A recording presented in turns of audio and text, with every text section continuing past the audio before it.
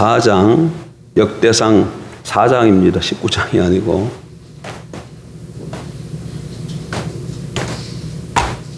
(4장) 9절, 10절 두 절 봅니다. 9절입니다. 야베스는 그의 형제보다 귀중한 자라. 그의 어머니가 이름하여 이르되 야베스라 하였으니 이는 내가 수고로 낳았다 함이었더라.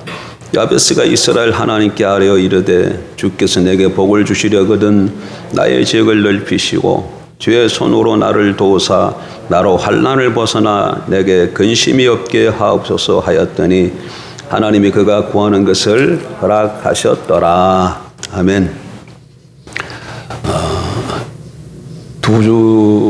세 주 전인가요? 우리 김 장로님 기도하실 때 야베스의 이 내용을 가지고 본문 역대상 4장에 나와 있는 본문을 가지고 기도 중에 이런 내용을 하나님 앞에 구했었죠. 그래서 그 얘기를 그 기도를 듣고 야베스의 기도에 대해서 좀 다시 한번 살펴볼 필요가 있겠다는 생각이 들었습니다. 그러다가 또 제가 누군지는 모르겠는데 어떤 사람의 이 카톡을 이렇게 보게 됐어요. 근데 그 상태 메시지 보니까 거기 또 이사에서 나와 있는 내 장막의 틀을 넓히라 이런 글귀가 써 있는 게 또 제 눈에 들어왔어요. 그래서 우리에게 이런 지금 제가 왜 자꾸 이런 것이 눈에 띄는가, 우리 공동체에게 이런 것이 필요한가. 그래서 오늘 이 말씀을 가지고 다시 저는 한번 전하려고 합니다. 근데 본문을 살펴보기 전에 일단 제가 새 번역 가지고 다시 한번 읽어보도록 하겠습니다. 우리 성경은 개역개정이지요. 새 번역 성경입니다. 9절 야베스는 그의 형제들보다 존경을 받았는데 그의 어머니는 고통을 겪으면서 낳은 아들이라고 하여 그의 이름을 야베스라고 불렀다. 10절 야베스가 이스라엘 하나님께 나에게 복의 복을 더하여 주시고 나의 영토를 넓혀 주시고 주의 손으로 나를 도우사 불행을 막아 주시고 고통을 받지 않게 하여 주십시오 하고 간구하였더니 하나님께서 그가 구한 것을 이루어 주셨다. 우리가 인생을 살면서 고난과 고통 가운데 자신의 삶이 살기를 원하는 사람은 아마 아무도 없을 겁니다. 고난과 고통을 즐기는 분 혹시 계신가요? 그런 분 없지요. 할 수만 있으면 평안한 가운데 살기를 원하고 행복하기를 원합니다. 그러나 우리의 바람과는 다르게 우리 삶 가운데 고난과 고통이 찾아올 때가 많습니다. 이 고통이 찾아올 때, 고난이 우리 삶 가운데 다가올 때 이렇게 보면 많은 경우 사람들이 체념하면서 받아들여요. 내 팔자다. 다 내 죄지. 내 운명인데 어떻게 하겠어. 이렇게 말하며 자신의 고난과 고통을 운명으로 받아들입니다. 그리고 그 운명 속에서 헤어나오질 못하죠. 근데 오늘 성경을 보니까 이 자신의 불온한 운명을 바꾼 사람을 소개해 주고 있습니다. 굉장히 불온했던 사람인데 그 운명이 바뀌어졌다는 거예요. 그 사람을 소개하는데 그 사람이 누구냐면 야베스라는 겁니다. 야베스는 오늘 본문에 보니까 그 어미가 수고로 낳았다 이렇게 말하고 있어요. 그래서 그 어미가 그 아들에게 이름을 지어줬는데 야베스라고 이름을 지어줬어요. 야베스라는 뜻은 고통이라는 뜻입니다. 야베스가 무슨 뜻이라고요? 고통이라는 거예요. 자기가 아들을 낳았는데 그 아들 이름을 지어줬는데 이름이 뭐라고요? 고통이라고 지었어. 고통. 그 어머니가 얼마나 고통스럽게 아이를 낳았으면 이름을 고통이라고 지었을까요? 임신 기간 동안에 어떤 충격적인 일이 있었는지 모르겠어요. 어쩌면 임신 기간 동안에 남편에게 버림을 받았는지 아니면 남편이 죽었는지 등등 다양하게 우리가 상상해 볼 수 있습니다. 경우에 따라서는 아이를 임신했는데 그 아이가 원치 않는 아이였을 수도 있겠죠. 그래서 아이를 임신하는 동안에 고통 시간을 그 어미가 보냈는지도 모르겠습니다. 문제는 이 어미의 마음속에 자기의 아들을 생각하면 자신의 고통을 떠올릴 수밖에 없는 아이라는 겁니다. 더 큰 문제는 야베스가 이제 자아의식이 생겨서 자기 이름 뜻이 고통이라는 것을 알게 되었을 때, 내 이름이 이게 뭐야? 내 이름이 왜 고통이지? 누구는 보니까 잘될 놈, 잘된 사람 이렇게 이름 지었고, 크게 될 사람 이렇게 이름을 지어줬는데 자기는 이름이 뭐라? 고통이라니. 예? 그래서 자신의 삶이 고통의 운명을 벗어날 수 없는 존재라는 것을 깨달았을 때 아마 엄청 괴로웠을 것입니다. 자기 인생의 출발도 고통스럽지만 이름 속에 담겨있는 의미가 자기 인생을 스스로 저주스럽게 생각할 만큼 희망이 없습니다. 그런데 성경을 보니까 이 야베스의 삶에 대해서 그렇게 비참하게 끝났다, 비참하게 고통스럽게 끝났다 이렇게 소개하고 있질 않아요. 오늘 본문을 여러분 보게 되면 역대사 4장 보면 쭉 유대의 족보가 쭉 나와요. 이름만 쭉쭉 나오는데 거기에 보게 되면 야베스에게만 특별히 2절에 걸쳐서 기록하고 있습니다. 이건 단단히 의미가 있는 것이죠. 무슨 얘기입니까? 특별히 본문에 보니까 야베스에 대해서 뭐라고 얘기합니까? 그는 형제들보다 귀중한 자다 이렇게 말하고 2절에 걸쳐서 이 소개하는 걸 보면 야베스는 정말로 역사 속에서나 가문 속에서 대단히 중요한 위치에 있었던 사람이라는 것을 짐작하게 보여주는 것이죠. 그러면 이 야베스는 어떻게 그의 운명을 바꿀 수 있었을까요? 어떻게 고통의 사람이 형제보다 귀중한 사람이 될 수 있었을까요? 존귀한 자가 될 수 있었을까요? 오늘 본문을 통해서 우리가 살펴보니까 본문은 야베스가 하나님께 뭘 했다고 말하고 있어요? 기도했다 이렇게 말하고 있어요. 여러분 당시의 사람들은 자신의 운명을 바꾸려면 이름을 바꿔야 된다고 그렇게 생각을 했습니다. 그러나 이름의 뜻과 상관없이 복을 받고 귀중한 사람이 야베스가 될 수 있었던 것은 바로 그가 하나님 앞에 기도했기 때문입니다. 예, 기도. 자신의 불온한 환경을 무엇으로 바꿨다고요? 기도로 바꿨다는 겁니다, 여러분. 예. 불온한 운명의 사람, 그 부모까지도 그에 대해서 고통스러운 존재로 인식했던 사람 야베스는 하나님 앞에 간구했고 하나님께서 그의 기도에 응답해서 그를 형제보다 귀중한 존재로 바꿔주셨던 것입니다. 10절을 보십시다. 야베스가 이스라엘 하나님께 아뢰어 이르되 주께서 내게 복을 주시려거든 나의 지역을 넓히시고 주의 손으로 나를 도우사 나로 환난을 벗어나 내게 근심이 없게 하옵소서 하였더니 하나님이 그가 구하는 것을 허락하셨더라. 아멘.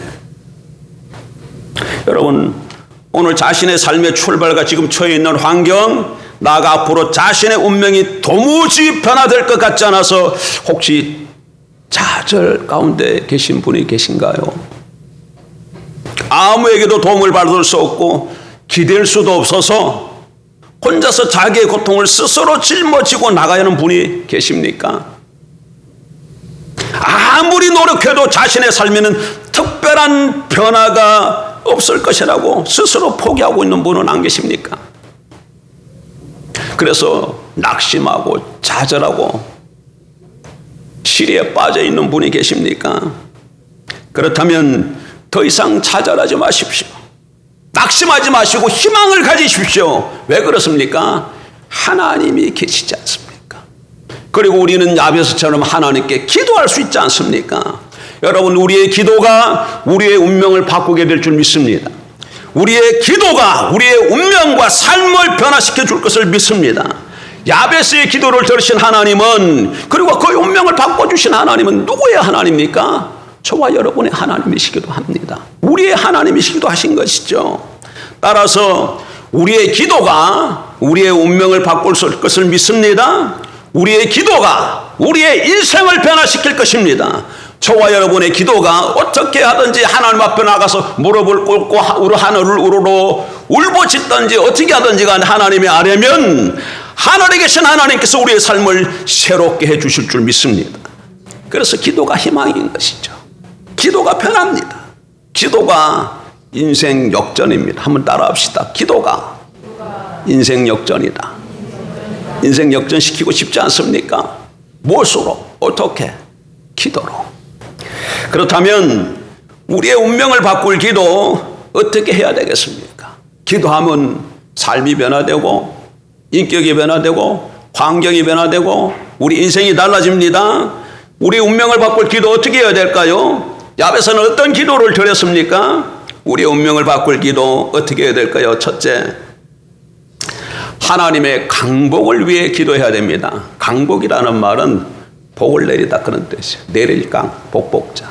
그러니까 하나님께서 복을 내려주실 것을 구해야 한다 그런 뜻이에요.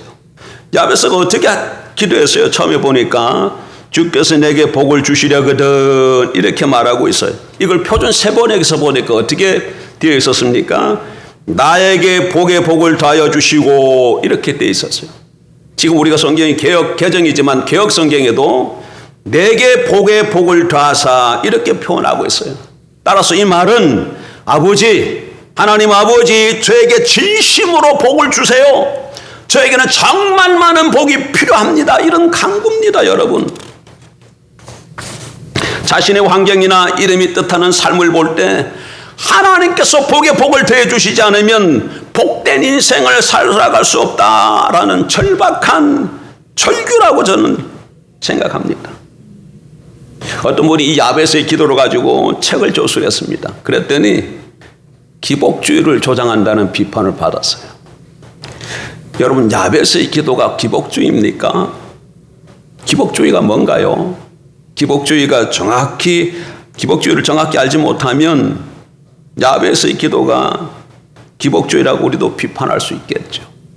여러분, 복을 구한다고 해서 무조건 다 기복주의가 아니에요. 예.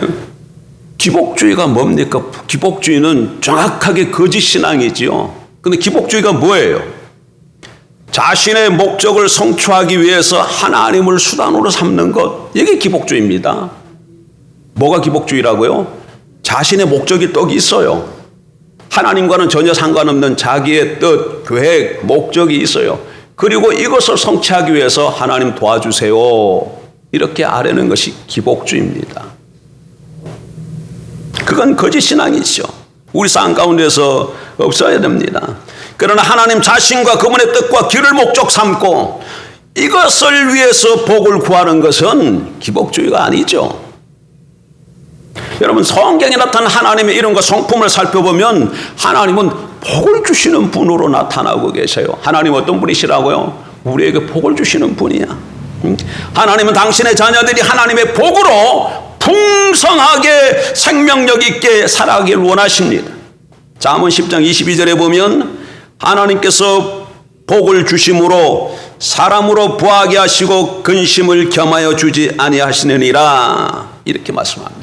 하나님께서 복을 주심으로 사람으로 하여금 사람으로 부하게 하시고 근심을 겸하여 주지 아니하시느니라. 그래서 하나님, 이 본문만 봐도 하나님께서 우리에게 복을 주셔서 우리를 부하게 하시고 근심 없게 살기를 원하신다는 것을 가르쳐주고 있지 않습니까?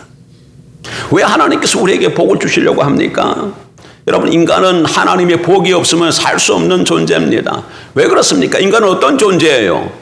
자존자가 아니잖아요. 인간은 어떤 존재입니까? 지원받은 존재예요. 지원받았다, 하나님이 창조주시고 지원받았다, 그 얘기는 인간은 의존적 존재라는 거예요. 우리를 지은 창조주를 떠나서는 살 수 없는 존재라는 뜻이죠. 그래서 하나님이 주시는 것이 없으면 살아갈 수 없어요. 그래서 성경이 뭐라고 약속하고 있습니까? 구하라 그러면 너희에게 주실 것이요. 이게 약속이에요. 구하라 그러면 너희에게 뭐 하신다? 주시겠다. 마태복음 7장 7절, 야고보 4장 2절에는 또 뭐라고 말씀합니까? 너희가 얻지 못하면 구하지 아니하며. 여러분, 왜 하나님으로부터 많은 은혜를 받지 못합니까? 복을 받지 못합니까? 한번 돌아보세요. 구하지 않기 때문에 그렇습니다. 구하지 않기 때문에. 구했는데도 그럼 왜 복을 못 받을까요? 기복적이기 때문에 못 받을 수가 있어요. 하나님과는 아무 상관없이 자기만의 어떤 계획을 세우고 목적을 세우고 그걸 이루어 달라고 하니까 그럼 하나님이 어떻게 되는 거예요? 하나님이 나의 수발을 뜨는 종에 불과해지지 않습니까? 그러니까 하나님 응답하시지 않은 것이죠. 그러나 정확하게 하나님이 누구신 줄 알고 하나님의 목적으로 삼고 하나님 뜻을 선명하게 분명한 하나님의 길을 걸어가기 위해서 하나님, 내가 이러한 일을 통해 하나님께 영광 돌리기를 원합니다. 하나님을 기쁘시게 하길 원합니다. 그러기 위해서는 하나님께서 이런 것을 채워주셔야 합니다. 복을 주시옵소서. 이렇게 하나님께 복을 구할 때 왜 하나님께서 우리에게 복을 주시지 않겠습니까? 여러분, 정확하게 기억해야 됩니다. 기독교는 가난, 청빈, 고통, 고뇌의 종교가 아니에요. 다시요. 기독교는 뭐라고요? 우리 어떻게 자면 청빈한 거. 청빈이 뭐라는 거야? 깨끗한 가난, 청빈. 그런 게 기독교가 아닙니다, 여러분. 기독교는 여러분, 우리가 풍성하게 사는 것을 죄라고 말하지 않습니다. 하나님께서는 그런 것을 금하지 않았습니다. 정결하고 깨끗한 부자를 말씀하시고 계시지. 그리고 하나님께서는 주시는 것을 우리가 무엇에 쓰느냐에 더 진지한 기준과 관심을 보여주고 계십니다. 그래서 야베스의 기도는 기복적인 기도가 아닙니다. 그리고 만약에 야베스의 기도가 그런 기복적인 기도라면 하나님께서 응답해 주셨을까요? 당연히 응답해 주시지 않으셨겠죠. 야베스는 자신이 하나님의 은혜와 축복을 받아야 할 존재라는 것을 진정으로 인정했습니다. 그리고 자비롭고 은혜로우시며 노하기를 더디하시고 인자와 진실이 많은 그 하나님께 도움을 요청을 했고 하나님은 그의 기도를 들으시고 응답을 해 주신 줄 압니다. 여러분, 하나님은 육체를 가진 인간에게 우리에게 무엇이 필요한지를 잘 알고 계셔요. 성경에서 우리에 대해서 어떻게 표현하고 있어요? 너희는 머리털까지 세신 바 되었다. 이렇게 말씀하고 계시잖아요. 예? 머리털까지 세신 바 되었다. 자기 머리털 몇 개인 줄 아는 분 계시나요? 세어본 사람 아무도 없잖아요. 예? 그런데 하나님은 어떻게 하시다고? 우리의 머리털까지 다 세신 바 되었다. 다 아신다는 거야. 그러니까 나의 모든 삶을 하나님이 꿰뚫고 계시다는 거예요. 꿰뚫고 계시다는 거예요. 무엇이 필요한지, 어떻게 해야 되는지 하나님이 다 알고 계셔. 다 알고 계셔요. 그래서 주님은 무엇을 우선적으로 구해야 할지에 대한 우선순위, 하나님께 주신 축복을 무엇을 우리가 어디에 사용할 것인지에 대해서 더 많은 관심을 갖고 있습니다. 그러므로 우리는 야베스처럼 하나님의 나라와 의를 위하여 우리 인생을 존귀하게 만들어 주시기를 기도해야 할 줄 압니다. 주님, 저를 좀 축복해 주십시오. 우리 가정을 축복해 주시고 우리 교회를 축복해 주십시오. 그래서 하나님께서 우리 교회를 향하신 하나님의 뜻, 우리 가정을 통해서 갖고 계신 하나님의 교회, 나의 인생을 통해서 영광을 받으시려는 그것을 복을 허락해 주심으로 마음껏 영광을 받으시옵소서. 그러기 위해서는 복을 내려주세요. 이런 기도가 우리에게 필요하다는 것이죠. 그리고 그런 기도로 나아갈 때 하나님께서 반드시 들어주실 줄 믿습니다. 이렇게 야베스의 기도는 어떤 기도였습니까? 자기 운명을 바꾼 야베스의 기도는 첫 번째, 하나님께 뭘 구했다? 강복을 구했다. 두 번째, 야베스는 그 운명을 바꾸기 위해 어떤 기도를 드렸습니까? 우리의 운명을 바꿀 기도 어떻게 해야 될까요? 둘째, 영향력의 확대를 위해 기도해야 합니다. 무엇을 위해서 기도해야 된다고요? 영향력의 확대를 위해 기도해야 합니다. 본문에 보니까 야베스는 나의 지역을 넓혀주시라고 기도했습니다. 다시 본문 10절에 오세요. 야베스가 이스라엘 하나님께 아뢰어 이르되 주께서 내게 복을 주시려거든. 강복을 위해서 기도하는 거죠. 그 다음에 두 번째 뭐예요? 나의 지역을 넓히시고, 여기 지역이라는 말은 해변 혹은 경계라는 뜻으로 번역할 수 있어요. 그러니까 야베스 당시 이스라엘의 국가적인 상황은 여호수아가 가나안 땅을 정복하고 12지파에게 그 땅을 분배해 주던 시기였어요. 그러니까 야베스의 이런 강구는 어떤 뜻입니까? 자신이 관리하고 지배할 수 있는 그 땅을 어떻게 해달라는 게 더 넓혀달라는 뜻이지요. 그런데 자신이 지배하고 관리할 수 있는 땅을 더 넓혀달라는 의미를 어떻게 우리가 이해할 수 있을까요? 다르게 한마디로 표현하면 그것은 영향력이라는 단어로 바꿔 표현할 수가 있겠죠. 그러니까 자신의 영향력이 미쳐지는 영역이, 내 영향력이 미쳐지는 영역이 어떻게 해달라는 거? 더 넓어지게 해달라는 것으로 설명할 수 있습니다. 그러니까 야베스의 기도를 현대적으로 바꿔 말하면 하나님 저의 사업을 더 확장시켜 주셔서 제가 영향력을 미칠 수 있는 영역을 더 넓혀 주시기를 바랍니다. 이런 뜻이 되는 것이죠. 뭐 우리 교회도 결혼을 해야 될 청년들이 있지 않습니까? 그럼 하나님께 이렇게 기도하는 것이죠. 하나님, 저에게 결혼할 자매를 주시고 저에게 귀한 자녀들을 주셔서 제 인생으로 하여금 영향력의 영역을 넓혀 주세요. 이렇게 기도하는 겁니다. 여러분, 결혼하는 게 하나님의 뜻이에요, 아니에요? 하나님의 뜻입니다. 창세기 보게 되면 하나님께서 아담과 하와를 한 몸이 되게 하셨잖아요. 그러니까 결혼하는 것은 하나님의 뜻이야. 그 다음에 자녀를 낳는 것은 하나님의 뜻에 생육하고 번성하라고 하셨죠. 그러니까 당연히 하나님의 뜻에 맞춰서 하나님 결혼할 수 있도록 배우자를 만나게 해주시고 가정을 이루어서 아름다운 자녀를 생산하게 해서 내 인생의 영향력을 더 높일 수 있도록 축복해 주세요. 당연히 하나님께서 그 기도를 들으시고 기뻐하시고 응답해 주시는 것이죠. 내 환경을 보고 자신을 보지 마세요. 아유, 아니야. 하나님이 하시면 불가능 가운데서도 불가능은 없어요. 하나님이 하시면. 왜 그렇습니까? 하나님 어떤 분이시기 때문에 전능하신 분이시잖아. 전능하신 분이시잖아. 전지하신 분이시잖아. 모든 것을 알고 능치 못하심이 없는 분이시잖아. 그분이 우리의 아버지십니다. 그분이 우리의 사랑이십니다. 그러니까 그분 앞에 나가서 옳고 바르게 바른 기준 가운데 서서 아뢰면 왜 응답하시지 않겠다는 얘기야. 야고보서의 말씀처럼 너희가 얻지 못하면 구하지 않기 때문이라. 안 구했기 때문에 못 얻는 것이죠. 그러나 주님이 약속하신 대로 구하라 그러면 주실 것이요 말씀하셨기 때문에 그 약속의 말씀을 붙들고 구하면 반드시 응답해 주실 줄 믿습니다. 몸이 불편하다. 그러면 나와서 구하십시오. 하나님, 췌장이 문제가 생겼습니다. 제가 대신 간증해야 되겠다. 우리 이명희 권사님 림프 쪽에 병원에 진단받았더니 혹이 있다고 나왔어요. 근데 그 혹이 뭐 신경 쪽에 붙었나 그래가지고 수술할 수도 없는 부분이야. 그 떼내려고 해도. 또 잘못하면 뭐 암으로 이렇게 변할 수도 모르는. 그래서 걱정을 하고 그걸 중부에서 나누었고 우리가 중부와 또 수요일 저녁에 또 오후에 그 기도했어요. 그 혹을 두고 기도했어. 근데 한참 후에 가서 또 이렇게 진료해 보니까 혹이 줄어들었대. 저기 들었대. 예. 그러니까 다행인 거죠. 그리고 또 얼마 전에 지나가서 또 며칠 전에 가서 병원 가서 또 보고 왔더니 혹이 없어졌대. 우리가 뭘 했어요? 기도했잖아. 뭐라고? 혹이 없어지게 해달라고. 뭐 수술을 잘하게 해달라거나 그렇게 아니라 그냥 혹이 없어지게 해달라고 기도했잖아. 그 기도를 들으시고 지체들의 기도를 들으시고 자녀들의 기도를 들으시고 하나님이 응답하셔서 그래 없어져. 하여튼 혹이 없어진 줄 믿습니다. 뭐예요? 야베스의 기도만 듣는 것이 아니라 오늘 현세에 살아가는 저와 여러분의 기도도 우리 들으신다는 것이죠.